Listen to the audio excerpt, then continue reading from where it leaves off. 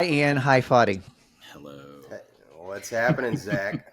So I know I've done a big intro already, but I do have to reiterate that this is going to be a really special season for me because it's going to be a lot of family, and I can't understate the fact that you guys are in fact family. I mean, we do holidays at each other's houses. Your kids feel like my nieces and nephews and things like that. So it's a big deal for me to have you guys on. Plus, this is my first three-way episode. You're my first three-way. Ooh, Yeah. baby. Let's high Yeah. five. Ooh. So let's get Yeah. Oh, there it goes. There it goes. Go. there. Yeah. There it is. There it is. So, so anyway, I like I said before, I'm gonna like suspend the notion that I don't know most of these answers for you guys because we have grown up together. I've known you each over 20 years. So, um, your bassist is actually my best friend in the world. I have a band with your lead singer Ian, you step in and out of on that one as well. We've all kind Yep. of done projects together. I've done something with all of you guys. Ian and I have the number one record, which we're trying to plan out right now. And Yeah, when are y'all doing that again? I think we're doing that around December. Jake from Black Angels has a big star cover band called Ardent. Oh, nice. And I think we're just going to do number one record plays the replacements.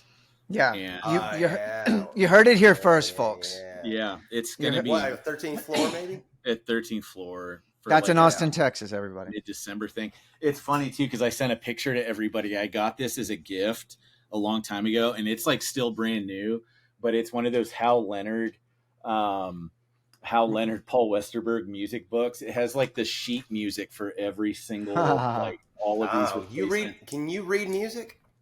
No, I can't read music. I started actually learning how to understand it. I know that it's actually not as fucking crazy as you think. Just because It's not. I've picked up a couple of small things from Evie's piano lessons yeah, from helping Yeah. her with that. yeah. And just noticing where the notes go. I mean, I'm a tab guy. I grew up when I started playing. I was learning from my dad. My dad was teaching me, and he would send me when he was still living overseas. I lived apart from him a lot when I was a kid. He'd send me sheets, those huge folded up sheets of tabs, and Yeah. I'd just open those up. And I never bothered to learn Yeah. music, like to actually read music. Well, I think that's what's great I wish about I had. I think that's what's great about our generation is that tablature became such a predominant, prevalent force with guitar magazines, Guitar Player, Guitar World. Yeah. That was like, you too can learn this riff, and you didn't have to know sheet music. And at the time, let's also face it, the only way you were learning stuff from ear is if A, you were naturally sort of talented, and B, you had the patience to set that record back or rewind the tape or whatever and learn that part. Whereas now with Mhm. YouTube, you can actually slow it down. There's somebody teaching you how to play every riff ever written. So because of that, and to that, I'm going to ask both of you each. I want the crowd to know, whoever's listening to this, to know your individual voices. So I'm just going to say your names when I'm asking you a question. Otherwise, it's going to get real confusing because we all have similar kind of voices with our timbre and our Texas drawls. Our stupid fucking accents. North Texas, y'all. North Texas. Hell Oh, boy. yeah. Hell yeah. For those listening, the Ian and Fadi are both from Denton, Texas. I am from Sherman, Texas, and they're spitting distance from each other. Hell yeah. So Fadi, let's to that point. What you said your dad sort of taught you, is that something, was the impetus there for you before that? Or did your dad say, I'm just going to teach you guitar and you're just going to like it? No, it was never any of that. I wanted to learn. I started it you know, growing up, always feeling on the outside, and a lot of times just being on the outside. You don't find your thing and your culture and your people till something really sparks. And that was when I was a kid. It was skateboarding and punk. And when I started hearing, when I was younger, I knew that I liked loud rock music, right? Yeah. Loud guitars, but I wasn't exposed to anything really. So it was all just whatever was on the radio. And then I heard, I was sitting in this guy's truck when I was probably 13 or maybe 14. There's the Man, Texas. 13. There's the Texas in a truck. something. Yeah, sitting in a truck. He was smoking weed, and he played. He was like 16. I can't remember. I was 13 or 14. But he played Minor Threat, Dead Kennedys, and Misfits. I remember those are the first 3 real like full record punk records that I heard, and it was right about then that I knew I wanted to play guitar. Oh wow. That's I was like, I'm gonna do this. I know my dad plays guitar. This is what I want. Before that, I didn't have anything. I didn't have an older brother that was into it. My brother was into other stuff. You know, he was just into sports and baseball cards and stuff like that. I didn't have any cool older friends or a friend's older brother, older sister to show me anything. So I came into it a little bit later, but as soon as I heard it, I wanted to play guitar. I told my dad I want to play guitar. He was stoked on it because he played guitar. So he gave me his old nylon string Spanish classical that I still have. And those old classicals don't have any fret markers, so I took some whiteout. I made little dots. Yeah. I had to figure out where I was putting my hands. And that's when he would send me all the just folders and folders of tabs. Yeah. And I sat there and just learned these tabs. And then, like you were saying later on, when I kind of figured out, I'm picking this up. I know how to do this. You know, I could play by ear. Yeah. And that's when I started really taking off, I think. Wouldn't Really diving deep. Wouldn't it have been shitty if you had put the dots in the wrong spots and you just learned how to play that? I think I might have. I think I did. I think I put I think I did it on like the 2nd fret because I didn't know what I was doing, and I looked at the thing and I was like, I gotta fix this. I start and I start over. I still have that guitar. That's right. That's right. Well, you know, as long as I've known you, I didn't know your dad played guitar. I didn't know that story. So I'm really glad we're doing this for many reasons. Yeah. That's weird. I can't believe we never talked about that. I know. You never told me that your dad played guitar. Ian, same question. Yeah. Gosh, whenever I started, I think like the same thing with my parents. Like my mom, she didn't play or anything, but she bought me. I started kind of going through their tape collection, and they had it was all over the place. Like they'd have KMFDM tapes and Ministry, Depeche Mode, and then they'd also had an X tape, Under the Big Black Sun by X. Right. Yeah. And there was a birthday where she got me Dead Kennedy's Plastic Surgery Disasters. She got me the CD for my birthday one year.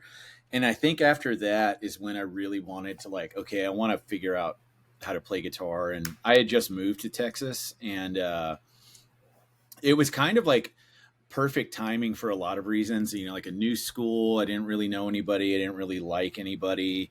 So I started sort of finding my own thing in a way where I started, going to the nearest record store, and which is funny how all of it lined up. There was a record store across the street from my school called CD Addict. Okay. And it was owned by Mark Burke, Jeff Burke from the Marked Men's brother. Yeah. Oh, right. Yeah. So I used to go in there after school, and I was starting to really get into punk and everything. And so I'd buy a Buzzcock CD or something, and Singles Going Steady. And he was like, well, if you like that, you might want to check out my brother's band, the Marked Men. They're actually playing this weekend. And so he just gave me that record on vinyl. And he was like, you got a record player at home. And it was the second one. It was the On the Outside record. Oh. And so, or it might've been the first one. But so I listened to it, and I was like, this is incredible. And so my only other friend in high school, his name was Chris Johnson. He had a car, and we went up to Denton and saw the show. And that's where I kind of met everybody that would eventually become friends of mine and bandmates and everything. We went up there, and then we were just we have to start a band.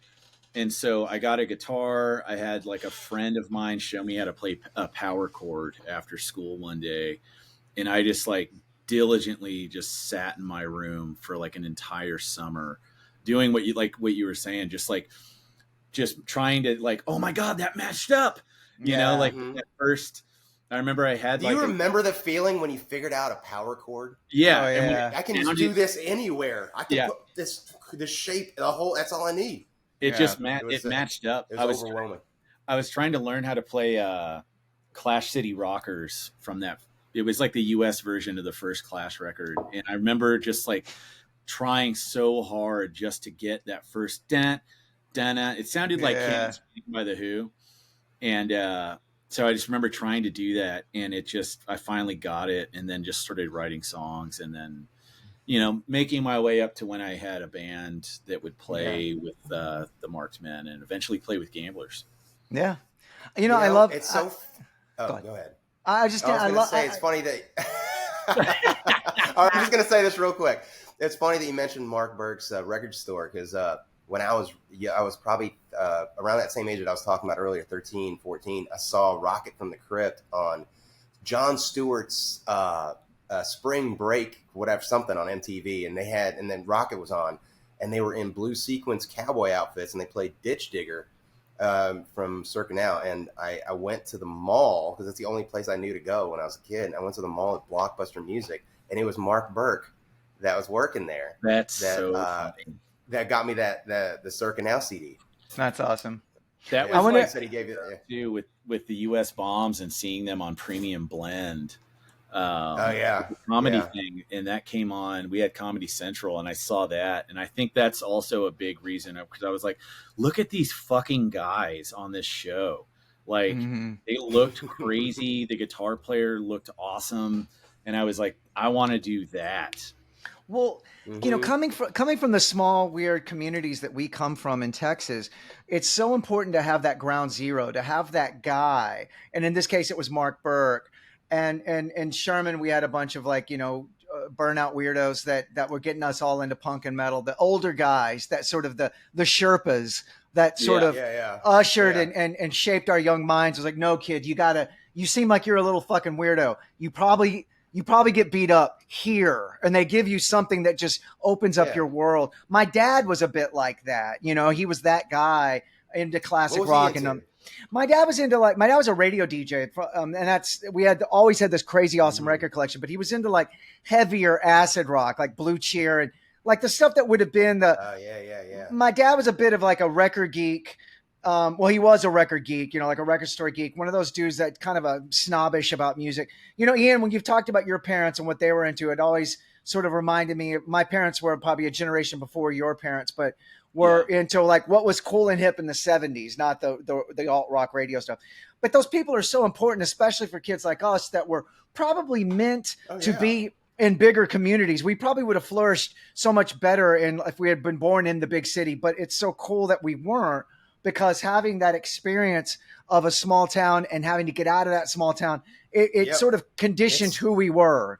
You appreciate it more when you do. Absolutely. It's a huge thing. When there's not much around, then you end up making your own thing. I mean, I think that I don't know that I would have been, if I didn't grow up in Denton, and Denton's a bit bigger now. There's probably 130 or something thousand people. When I was a kid, when we got there, it was late 80s, because I was born in Kentucky, but we bounced around. So I got to Denton. I was still in grade school, but it was still the 80s. Yeah. It was small. And like you were saying, that's those small towns, that feeling, that vibe, that culture leads you to find your own thing and to make your own thing. And then the house shows started happening then, and all the bands started coming up. Right. The punk scene just blew up. And I'm not sure that would have happened that way in a big town. So I also think I'm glad to be from there. I think it would have affected our art as well, because when I was partial, because you guys were my family even back then, but when, like, say, the Riverboat Gamblers did the Warped Tour, no band out there sounded like the Riverboat Gamblers.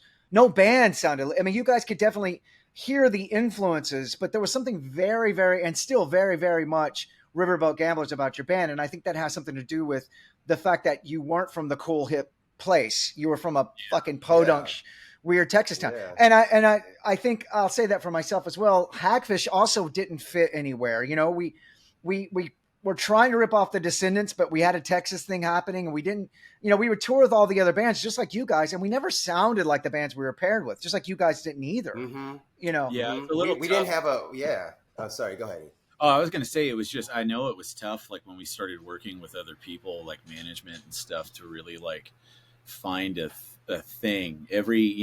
Like we didn't, we had the show and these songs, but I think that, at the time, to try and a very unpigeonholy kind of band, you know. Yeah. We had Yeah. we had no like real specific scene that we Yeah. just fit into and to kind of catapult off of, you know. Well, And like you were saying, that like your surroundings, the culture at large from where you are, all that stuff seeps in somehow. It just kind of does. yeah, You it know, does. New York bands will sound different from California bands. It Right. just there's just something about it.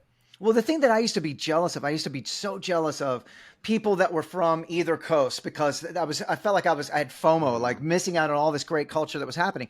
But I don't think I would change a thing about it because all of the greatest bands were bands that sounded unto themselves. You know, no one sounded like Van Halen or Led Zeppelin or The Who or even all the greatest punk bands. No one sounded like X and still don't sound like X.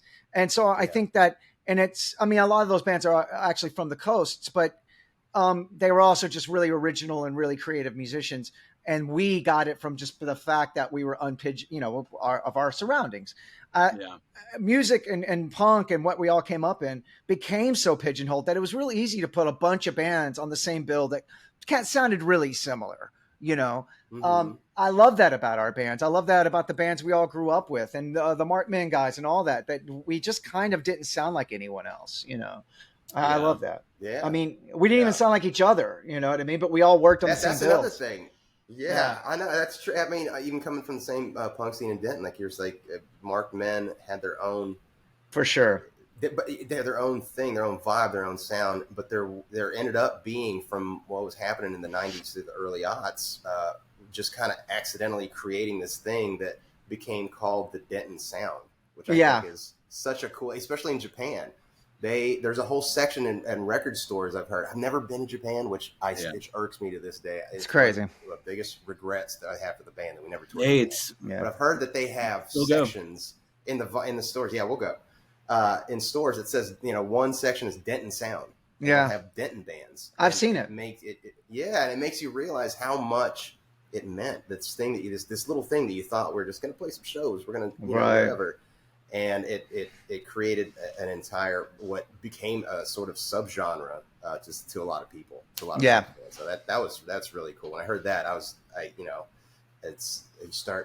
you can't help but you feel a little bit of pride. You're like, oh, Denton, cool, right? Cool. Yeah. Well, to that, so there was some precursors to the Riverboat Gamblers. Fadi, I know that you and Mike had. Give me the story. How did the Gamblers sort of get together? Mike and I had been playing music together since I was 15. I met him when I was 14. I was he was older than me, so he was the older kid that could drive, and we'd go skateboarding, and we started talking about music.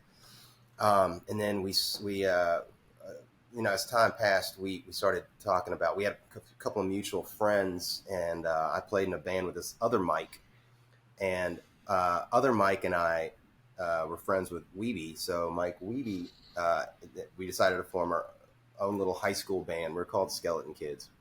And then after that fell apart because, I was like 16.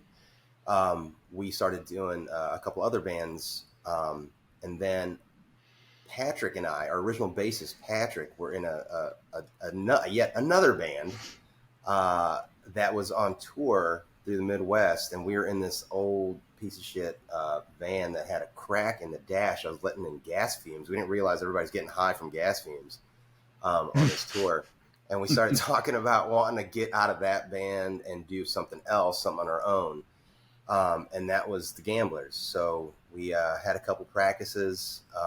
Then Mike jumped in like just a couple practices in. So that was the core. It was the three of us. And then we just started playing house shows. Nobody took us seriously. We were half joking about stuff that we were doing, because we were all in other bands. And we just made it as big and bombastic and ridiculous as possible. Lots of heavy, big riffs and guitar solos and stuff. And then eventually we started having fun with the band, realized that let's just take this more seriously. Yeah. This was probably late 90s. This is probably, we started in 97. Started, right? We didn't really do anything until about 99. We started playing Austin and Dallas. We released a 7-inch, 2-song, 7-inch single. And then we started taking it a lot more seriously, meaning not trying to be super pro, but just meaning let's not fuck around so much and just let's write songs that we want to write. Yeah. And that's when things really started rolling. We did the first, we found a little label out of DC that put out me and Mike's other bands before. We got the first record out, self-titled, in 01. And that's when it started ramping up. And then Something to Crow About was 03. And then Ian was this kid that was coming, like he said earlier, was coming to shows in Denton, and we met there, and he started coming over to my house and we played video games and stuff. It's funny, Ian used to throw rocks at my window. I remember, and I'd look out the window. I was like, dude, I live with like my drunk roommate. You can just like walk in. You just come on in.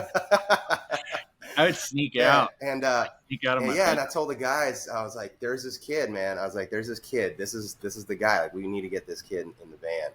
And so after Crow came out, this was 03. Crow came out 03. And about 04 is when we were going through some changes, and we needed Mark Ryan from the Mark Men was playing guitar with us. He did a couple of tours with us. He did Europe with us, and then he was kind of there was a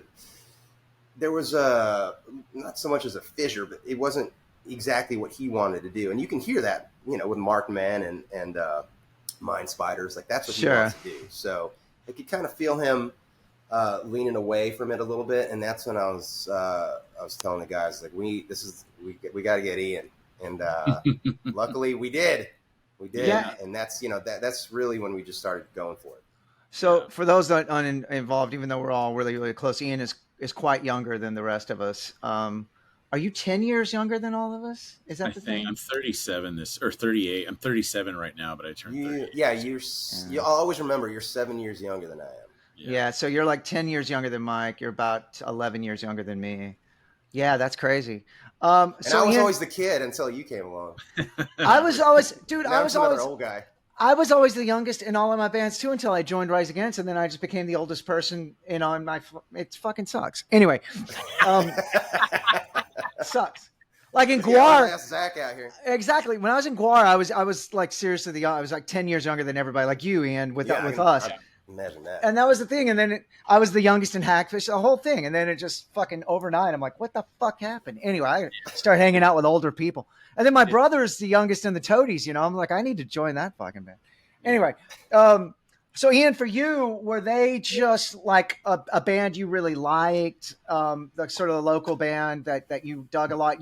Did you want to be in their band, or was that beyond your sort of what you were thinking at the point? It was totally beyond what I was thinking. Like, I wasn't, the idea of like joining a band like that wasn't something that I was like, it just wasn't, I don't know, it just wasn't fathomable. I had my band it was called The Kicks, and that was one that I started in high school with my buddy Chris, and we really we tried to do as much as we could, like then it's that backwards thing of not knowing and then asking friends and watching my other friends' bands. Cause I was lucky enough to like be able to, I figured out how to take the bus downtown in Deep Ellum, and I would see all these bands and figure out it was a really cool time for like this resurgence of like 70s rock and rolly punk that was kind of happening at the time. And that's what the Kicks were sort of doing. And,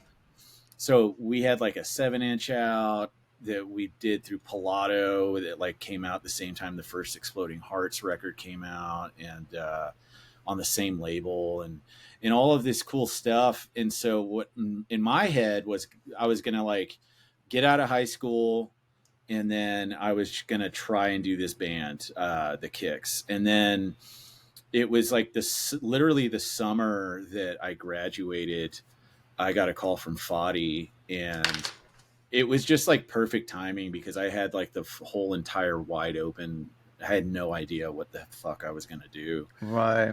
And so we did that first tour, and it was, I was super stoked, and I would just go up to Denton and play with Fadi and learn all the songs from Crow and like all the stuff from the first record. And then I remember there was the Rory demo that you guys had that Yeah. had stuff that was eventually on Confusion. And so we were learning some of those songs, and then but we just kind of hit the road and went on that first Burning Brides tour. They had just put out like their second record or something, and so it was Gamblers and Burning Brides. That was the That's first right. one. That was your first one with us. Yeah. And I remember after like the second show, I think is when you guys asked if I would just do this permanently, and I was just like, yeah, fuck, let's do it. And Right. and that was it, you know. And it was crazy because I had never toured. I'd never the farthest I had gone to play a show was like from Dallas to Austin, or no, maybe San Antonio. The Kicks played in San Antonio once, and I remember it being such a to do, and like just to get down 4 hours. And Yeah. and Mhm. now it's like, and now it's, you know, we're gonna, the first show I think was in New Orleans at Jack, what was it called? Yeah. I can't remember. One Eye Jacks. Oh, I remember- Jacks. I remember that Yeah, fucking yeah. play. I remember that Yeah. place. Yeah. Yeah. So it was the It first was show pretty that cool I played room. with them was One Eye Jacks, and I remember even Brian afterwards coming up and saying that, like, dude, you got to do this band. Dude, you got to do this band. I was Pretty- a tour manager, Brian. It was who was like one of my oldest friends from high school. It's Yeah. hilarious that even just, and then cut to 20 years later, I was touring with him again. Oh, that's right. Yeah, I know. That's right. It's you That's and right. Billy McSee, baby. Yeah. I remember that I man saw back. the Kicks. I saw y'all at Spider Babies, I think. Yeah, That's we when played there that's when I all was the like, time. I was like, this was awesome. I was like, that's We when played there in Red Blood Club all Yeah. the time, and Gypsy. I remember- Red Blood Club. I remember back then, those early days, man, like a run, you know, from say Dallas to Austin was a tour. You'd call it a tour. Like, we're going on Oh, tour. And then your ass Yeah. really gets a tour and you're out for fucking 3 months. You're like, okay, this is a tour. yeah. Yeah. Oh shit. You come home and there's a Yeah. building has been built that wasn't Yeah. there. You don't even know. Yeah. When That you happens left. so much now. Like leaving Yeah. Austin, and you come back and you're like, "Fuck, what's 6th Street now?" You know, Yeah, what's East- going on? What's going on? Well, you know, and so Ian, you talked about it a bit there, but you know, your trajectory, the Gamblers, things started happening. You guys, you toured, you did a lot, you worked, and you know, life has started happening, and people have had children, and people have left, and people have come and gone, and stuff like that. The band's still together, still going strong, and we'll get into what's going on with you guys in a bit. And you started professionally guitar teching, which I had Josh Newton on here as well from the wonderful band Shiner. And both of Love you it. guys, yeah, and Josh is the best. And both of you guys had the ability to sort of be on both sides of it, like teching for artists and also being on stage, which I think is such a interesting sort of way of going about it. I know personally, I would love to have somebody over there that knew what it was all like. You know, my guy Jeff that I've had for 17 years now, I feel like he has toured as much as anybody else because he's just so great at what he does. Yeah. You had one of the most interesting sort of trajectories as well, going from teching to actually playing in the band, which was a Band of Horses that you did for a brief stint. And now you're back to doing your own solo stuff with Broken Gold and with Riverboat Gamblers.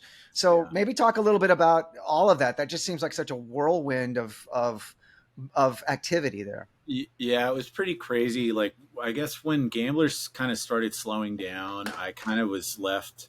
I was sort of like, by that time, you know, like I joined the band when I was 17, and then all of a sudden I'm 30, and I was just sort of like, fuck, what am I gonna do? You know, Yeah. like, because I was working a lot more at home, and you know, all those side jobs that I would pick up to be at home started turning into like, oh shit, this is what I'm doing. I'm just sitting in front of a fucking bar taking IDs. And so I started putting the word out there that I was willing to do anything. I would go, you know, like I joined a couple of bands, or I played guitar and Leftover Crack through you.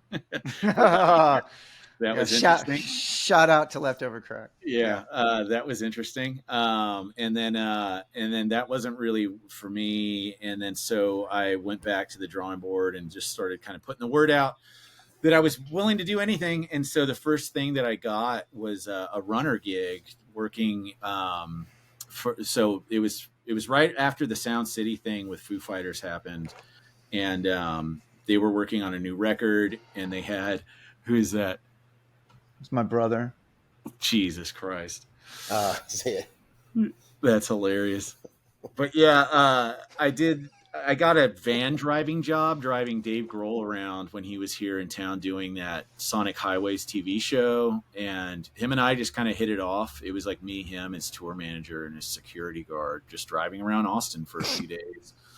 And then they came back with the full band, and I did the same thing, and that went well. And so he just offered me a job. And I ended up just being like, I didn't believe him because it was kind of insane that he was offering me a job and that they didn't know what I was going to do. And so they made me assistant tour manager. And so I just went on tour as an assistant to Gus Brandt. And I did that for a long time. And then once Dave, he fell off stage famously in Gothenburg, and that was an insane day. And after that, we did one more tour with him in the chair, and then we were going to take a big break. And so we took this huge break, and I still needed to work. So I went to the management company, and I was just kind of like, hey, if you have anybody else on the roster that needs somebody, I'm available. And so Band of Horses was one of those bands. And it's funny enough, it was a lot of people that worked for them that were people that we had all met through Riverboat Gamblers. Our front of house guy was Mark Arnold from Big Drill Car. Brian McClellan was our tour manager for a long time with Gamblers, and he was their tour manager. So they actually brought me on as assistant TM and merch manager. So I basically was like counting merch, doing all that stuff, doing guest list and signage and set lists, and then also like occasionally selling. Like if we were like in some place and the venue didn't have a seller, I'd be back behind the table. And so with those guys, we just got along really well. They were like immediately like very much like, man, this is just like some more guys, you know, or whatever. You know, we hit it off. And so they hadn't toured in a long time either. So they hadn't really done a record cycle in probably, I don't know, since they had this record called Mirage Rock. And so we were doing that. And, you know, you get in a bus or whatever, you start traveling with everybody in a submarine for a long time. Sometimes you can be like, man, I don't know, this isn't working out. So the guitar player and bass player left. And then they brought in Matt from Archers of Loaf to play bass. And they brought in this other guy to play guitar, and he didn't really work out or fit after about a week. And so I was already there, and they knew that I had played guitar for years. And so they asked me, and same thing, I didn't really know if they were full on serious. And I thought that if it did happen, it would be very temporary. And it actually turned into me joining the band full time and playing with them for about 7 years. And we made a record together. We wrote songs together. We did all, you know, did the whole thing. And then, and that was kind of about it. And then same thing, you know, just like some time passes and things, you know, people grow differently and whatever. And then, things run their course. Yeah. And then, so, you know, I was still doing all of my stuff though. I was still doing Gamblers. There was never like, a thing where I was just like, all right, guys, this is my full-time thing. Like I'd still do as many Gamblers things as I could, or Broken Gold, or use the money that I was making now from these other, you know, other jobs to fund a lot of stuff with Broken Gold. Putting 7 inches out, studio time, going on shorter tours. So I was really, really, really busy there for a while. And, so now, you know, just kind of being back around and just, you know, a lot of everything always just lines up and seems to kind of happen for a purpose. And so it just so happened that we had this Something to Crow About record, you know, and we can actually all play shows and go on tour and do stuff after those fucking hell years.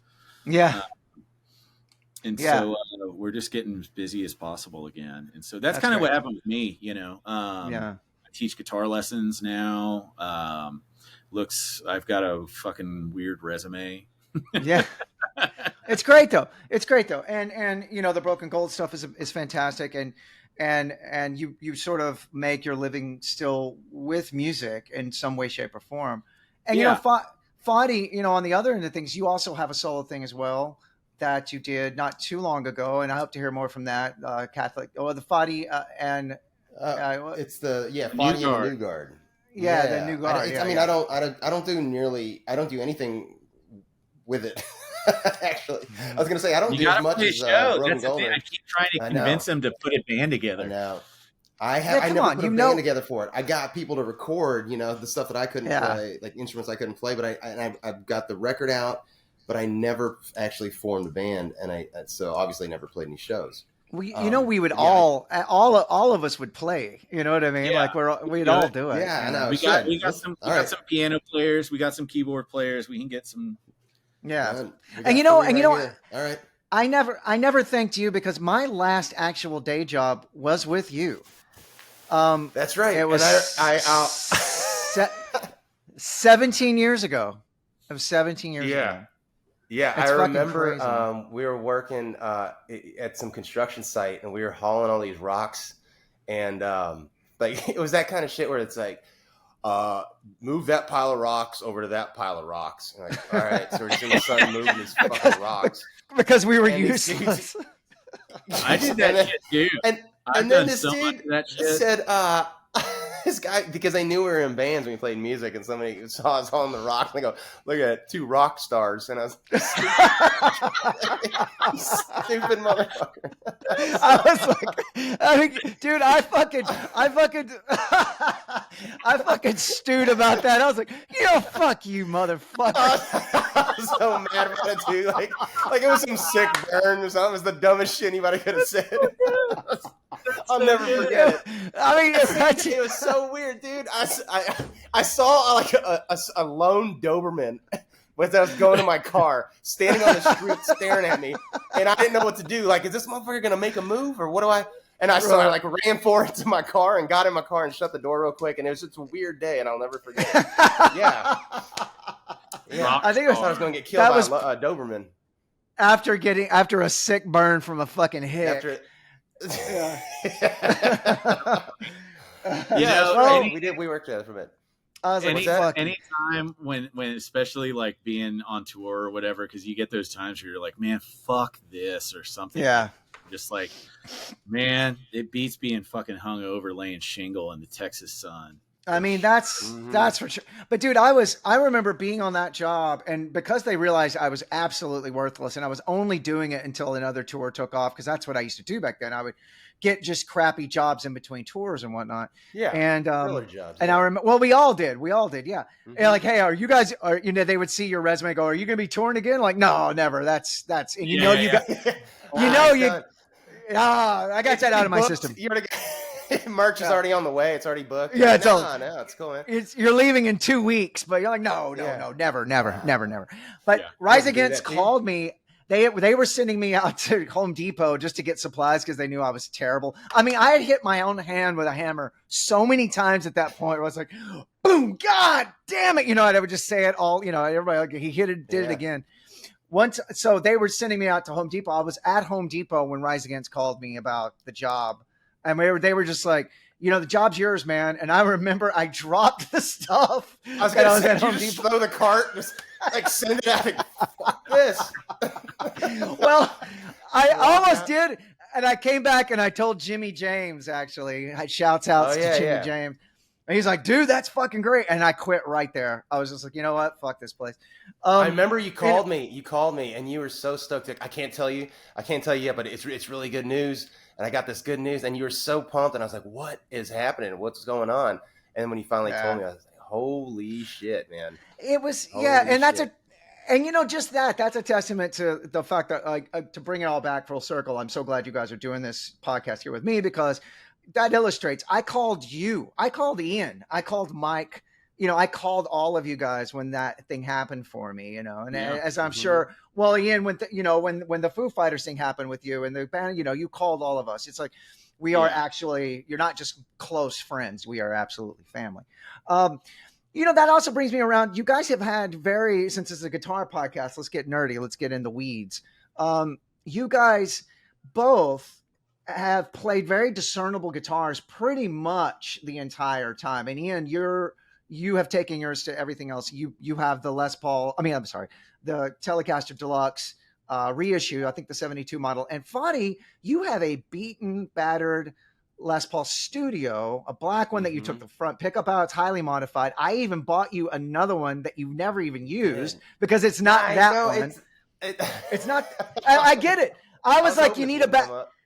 I was like, you need a backup at some point. And you're like, you just still use your one that looks like it got drugged behind a fucking truck. But it's great. It's your guitar. And, I love that notion that we find a guitar and it's just like, this is the one I'm going to use. And both of you have done that. How did you get your, I'll go Fadi first. When did you get that guitar? I got that one in 04, 05, something like that. It's a 90s model. I got it for cheap off eBay. It wasn't any special story. I'll go back. I played a SG for a few years, and that thing got broken into 3 pieces at a Beerland show back in 03. I remember that guitar. I do too, and I loved it. You used to be to me. You guys were that band with the kid that played the SG. That's what I thought of. I'd seen you play, and I was like, "Oh, they got that kid that plays the SG." I just remember the SG. Yeah, I loved it. I'm pretty sure it was Angus Young that just made me. It just stuck in my brain. I just love that guitar, and when I got it, it sounded awesome, and I loved it. And then one show at Beerland, I used to do this thing where I'd kind of like have at the end of a set or at the end of a song. The shows were pretty wild back then, and I would just kind of hold it out, and people would like strum it or whatever. And at one point, somebody just kind of took it, so I just let them take it. And I turned around for a second, and came back, and it was. I swear to God, I was turned around for maybe 4 seconds, and the thing was on the floor in 3 pieces. Did somebody just step on it? Did they just step on it immediately? I guess so. And so that was gone. They had it up on the wall. Randall put it up on the wall for years at Beerland. So I thought at least it's doing something cool. Yeah. And then I just borrowed, he still has it. I asked him about it. I was like, well, if you're not going to have it up, if it's just in storage, can I get it back? And I think he was a little, no, kind of like, why? Yeah. Like, come on, man. You gave that, and I was like, all right, okay, fine. I don't know, man. This thing was it was bad. It was real bad. But then I borrowed. Patrick had a Les Paul, an Epiphone Les Paul. So I borrowed that, and that's when I knew that was my guitar, a Les Paul. I was like, this is the shit. This is what I want to play. So I went out and found a really good deal in that studio, and then realized that I never play the neck pickup. And I didn't like where the switch was because I keep hitting it when I strum. So, and if I don't play, if I only have the one pickup, then I don't need a switch and I don't need the other 2 knobs. So I just whittled it down to the bridge pickup and tone and volume, and that's it. And everything else just goes through the amp and pedals. Yeah, I love it. Okay, nothing feels like that guitar to me. It is your guitar, It's just the one. And I never did a deep Eddie Van Halen dive before because you were just supposed to. And now I am, which is crazy. But it's much the same notion now. He just chose that crazy, weird Frankenstein guitar and reinvented the world with it. And it was, for all intents and purposes, a piece of shit guitar that he just kept tweaking and it holes in. It was disgusting. I love that idea. I love the, Tom Morello did the same thing. Ian, so about you with the Deluxe, how long have you had that guitar? Because I want to say you had that. Did you have that when you joined the Gamblers, or not the particular one? I've actually had 3 of them stolen. So I had a Tele, like the first real guitar that I ever had that I got was like a birthday or Christmas present from my mom, and it was just a Tele, like a black normal Tele. I don't even know. It was probably a Mexican version of something, but it was just a standard thing. And then I had that for a while. And then once I joined Gamblers, it was pretty I needed something with like a humbucker. And to fill that sound. Because even then, I mean, like then my knowledge of anything was so fucking small, you know, like I didn't even have a pedal tuner. I don't think I had like one of those little pocket gray Korg little tuners, you know? Yeah. And so I didn't think to like, oh, I could roll the tone knob back or like whatever. I just was like, okay, I need something with humbuckers. And I borrowed a bunch of stuff for a long time. Like I used an L6 from one of you guys. I had like an L6S and I loved that thing. And then I was using that had to have been Mike's. That had to have been Mike's. that black one. He's had that thing Yep, forever. I used that I didn't get forever. mine until like 2010.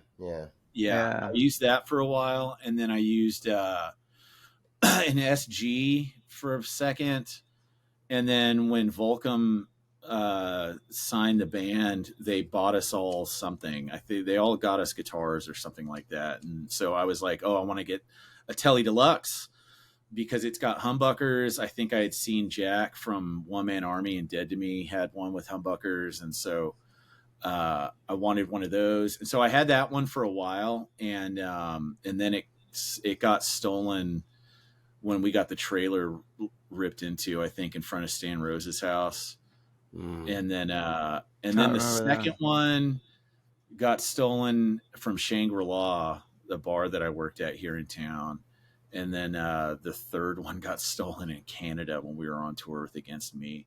So the one that I've had for a while now, I've had since 2010, and I've modded it quite a bit. It's got a different nut, it's got different tuners, different electronics. It's got Lawler Regal humbuckers in the front and back, and then I did the same thing like Fadi was saying. I moved the switch down to the bottom, like the Keith Richards thing. Just got rid of one in the tone knob, so it's got 2 volumes and a master tone. And I've since just like I've tried other guitars as far as like different styles. I've got probably about like 9 Telecasters, but I've tried different playing Les Pauls, and they're just I'm a bigger dude, and whenever I play a Les Paul, just I've gotten so used to like the neck length of Fenders. Yeah. I always feel like I'm real crushed together whenever I'm playing a Les Paul. I love the way that they sound, and I wish that I could feel comfortable playing them, but I always feel just not. I'm always on my toes.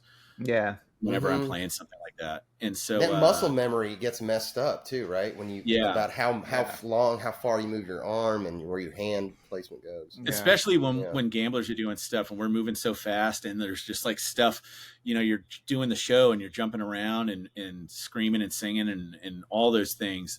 I've gotten to where like that thing is just like an extension of like my hands, and so like I like barely look down at the fucking thing unless I have to do something that I got to look down for. Sure.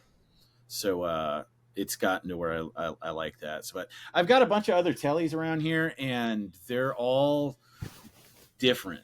They all have the same body shape, but they're all for different things. You know? Sure. I've got jangly ones. I've got some with P90s. I've got single coils, or like those Lindy Fralins that you gave me sound fucking awesome in this. Yeah, those are really cool pickups, and those were just in a Les Paul that I bought. That I was like, that's oh, crazy. And immediately when I saw them, I was like, Ian will be able to use these pickups. They're like Strat pickups, apparently. They're supposed to be like a Strat pickup. So it's so weird to me that they were in a Les Paul because they're so jangly. Yeah, I don't know why who put them. And you know, I share your affinity with the Teles. I think I'm a Les Paul SG Tele. Like those are my things. And I've always threatened to go straight up Tele. You know, Fender did make that the Troublemaker Tele, which is basically a Les Paul. Yeah, they're so cool. It's like, I don't know if you know, but it is basically a Les Paul electronics. So it's 2 volume, 2 tone, 2 humbuckers, toggle switch at the top, just like a Les Paul, a 2-piece, you know, 2 pneumatic bridge, like a Gibson bridge, but it's a Telecaster. And they're so cool. And I might just buy one. Yeah, they're really cool. And Ian, you also had to get something like that. I wanted a Tele for a while now. I'm going to send you a picture of these fucking things. Ian, you also had the Creston made, the custom boutique model. Yeah, I've got 2. I've got 2 of those. I got one that was like, I think when the first kind of big payday that Gamblers got, or one of them, we I dropped some money on a guitar and had it made through this guy Creston Lee that lives out in Vermont. He does like a bunch of old woods, kind of like Barncaster kind of stuff. And I saw that I got onto him through that band Grand Champagne here in town. Okay, right. That the singer Channing was playing one night, and it looked like mine, but there was all these things about it that were different. Like it had P90s, and the headstock was weird, and I was like, "Where the fuck did you get that, dude?" And he was like, "Oh, there's this guy Creston. You should check him out." So that was sort of like my holy grail sort of thing for a while, where I was like, "I'm gonna get one of those one day," and I ended up getting one, and I love that guitar so much. And it freaked. I used to take it out on the road. It was like in Band of Horses, it was my number one, but it freaked me out because there was a Gamblers tour that we did with Off of Their Heads, and I sweated the fucking thing out during a show in Chicago at Subterranean. It was so hot. Oh, I remember how hot that show was. Yeah. Yeah, it was so hot, and we were all just soaked from head to toe. So it was like I just dunked the thing in water, so it just stopped making sound. And because my Walnut Telly switched to being the backup on that tour, and I went over to that, and I had to let it sit out for a whole day to dry out, and it still works. I even sent it back to Creston, and I was like, "Hey, dude, I got to get some sort of shielding or something. I don't know, like what I got to do, but this thing, these Gambler shows are hot, man." Yeah. And Gamblers is hot. yeah, This and band so runs hot, baby. he did some stuff to it. It works. It's a great guitar, but now I've gotten so like precious about certain things. Like I don't ever want to, after having so many of the deluxes stolen. That's one of the reasons why I love those guitars is that they're not super fucking expensive and they're always the same. Like you get one from Fender and like, it may not be like some high-end boutique thing, but they're always going to play and feel the same.